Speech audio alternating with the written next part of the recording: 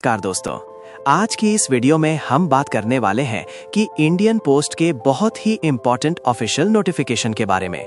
ये वीडियो खास तौर पर उन लोगों के लिए है जो ग्रामीण डाक सेवक यानी जीडीएस के रूप में काम कर रहे हैं, क्योंकि 30 दिसंबर 2025 को डिपार्टमेंट ऑफ पोस्ट्स ने एग्जाम कैलेंडर 2026 रिलीज किया है।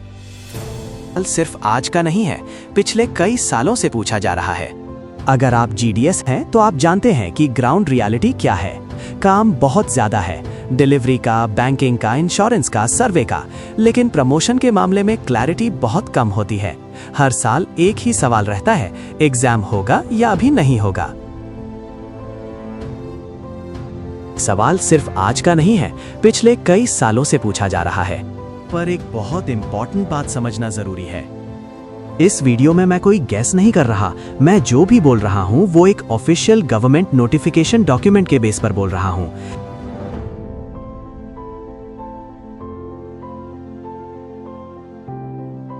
डीजी पोस्टल सर्विस की अप्रूवल के बाद इशू किया गया है, मतलब ये कोई टेंटेटिव प्लानिंग नहीं है, ये ऑफिशियली अप्रूव्ड प्लान है। एक लॉजिकल सवाल आता है, होता रहा।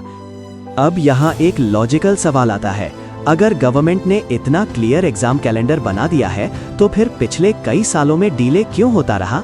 एग्जाम डिले क्यों होता रहा? कैलेंडर पहले भी आते थे, लेकिन एग्जाम टाइम पर क्यों नहीं होते थे? इसका जवाब इस नोटिफिकेशन के अंदर पढ़ते हैं। बार नोटिफिकेशन में एक बहुत स्ट्रॉन्ग लाइन लिखी गई है, circle of strictly time schedule follow करना होगा।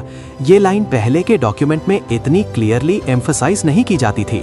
इसका मतलब ये है कि रिस्पॉन्सिबिलिटी सिर्फ प्लान बनाने की नहीं होती, एक्सक्यूज की भी फिक्स की जा रही है। और इस एक्सक्यूशन का रिजल्ट है जीडीएस के लिए प्लान्ड एग्जाम्स। पीडीएफ में क्लियरली लिखा है कि 2026 वैकेंसी ईयर के लिए जीडीएस के लिए मल्टीपल एग्जाम प्लान किए गए हैं।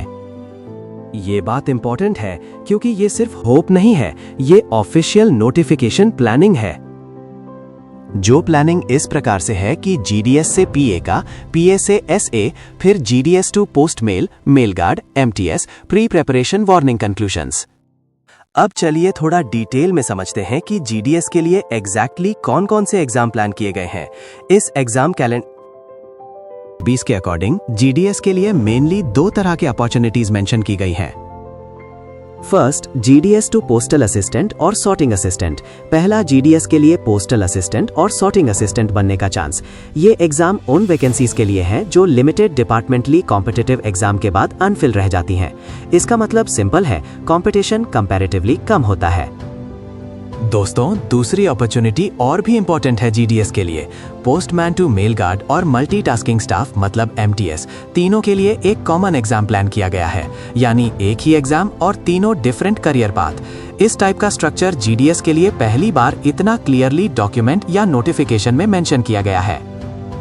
अब यहाँ एक बात समझना जरूरी है, एग्जैक्ट एलिजिबिलिटी जैसे age limit, service length, education, ये सब फाइन यानी पात्रता सिर्फ फाइनल नोटिफिकेशन में मिलती है।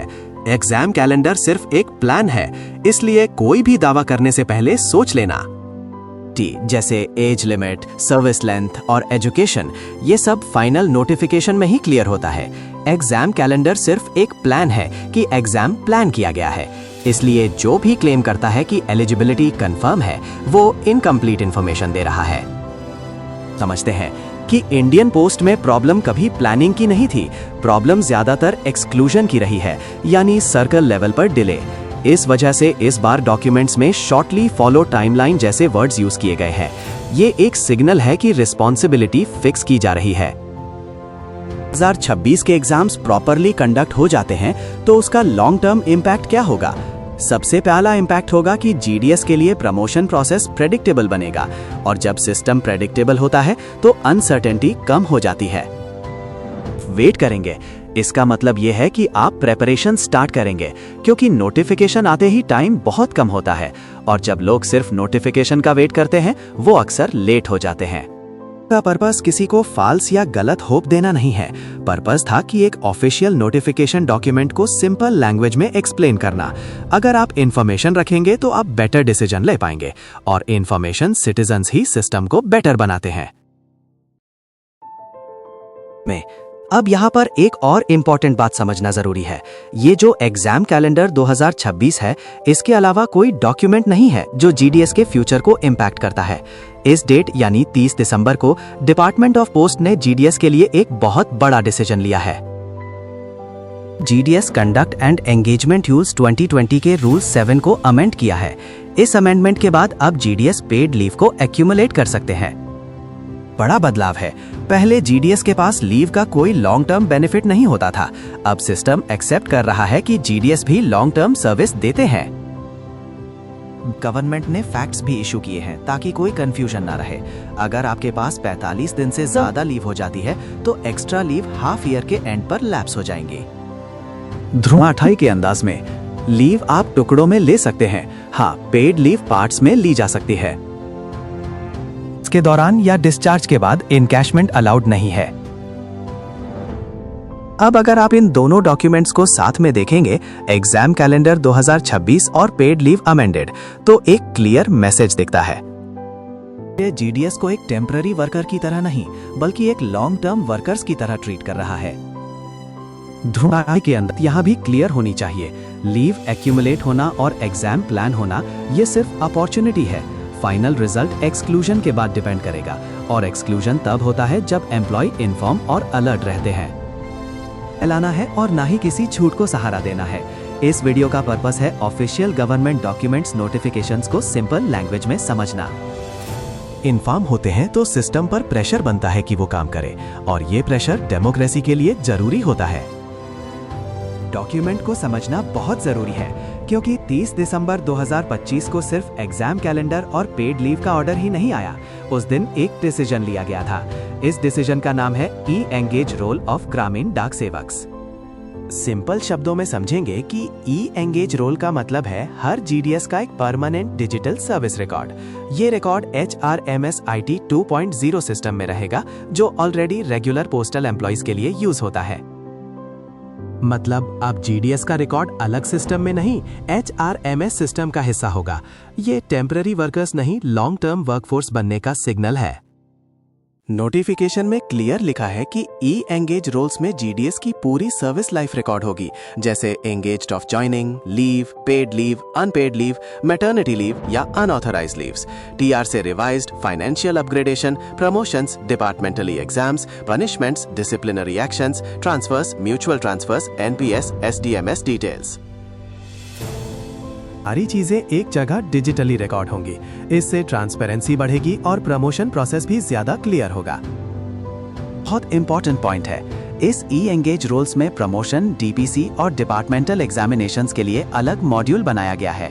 मतलब एग्जाम दिया, रिजल्ट आया, रिकमेंडेड या नॉट रिकमेंडेड, सबका परमानेंट डिजिटल रिकॉर्ड रहेगा। रिकॉर्ड नहीं मिला जैसे एक्सक्यूज कम होंगे। 1 अप्रैल 2026 से पूरा इंडिया में रोल आउट करने का प्लान है। एग्जिस्टिंग जीडीएस का डाटा 6 महीने के अंदर अपलोड होगा, और हर डिवीजन को हर महीने 15% डाटा अपलोड करना होगा। इसलिए ये सिर्फ गवर्नमेंट की रिस्पॉन्सिबिलिटी नहीं, जीडीएस की भी रिस्पॉन्सिबिलिटी है कि वो अपने डॉक्यूमेंट्स रेडी रखें। डॉक्यूमेंट्स को एक साथ देखें तो एक क्लियर पैटर्न दिखता है। प्रमोशन के लिए एग्जाम प्लान, लीव सिस्टम में इंप्रूवमेंट और सर्विस रिकॉर्ड को डिजिटलाइजेशन। इंसिडेंट नहीं है, ये सिस्टम रिफॉर्म का डायरेक्शन है। ध्रुव, और अब हम एक बात समझते हैं, जब तक एम्प्लॉय इन्फॉर्म होते हैं तो सिस्टम को अकाउंटेबल बनाया जा सकता है, और इन्फॉर्म जीडीएस ही अपने फ्यूचर को बेटर बना सकते हैं। तरह कहता हूँ कि जानकारी सिर्फ जानने के लिए नहीं होती, जानकारी बदलाव के लिए भी बहुत जरूरी होती है। रखिए, जानकारी सिर्फ जानने के लिए नहीं होती, जानकारी बदलाव के लिए होती है, और बदलाव तब आता है जब हम जानकारी को जिम्मेदारी के साथ इस्तेमाल करते हैं।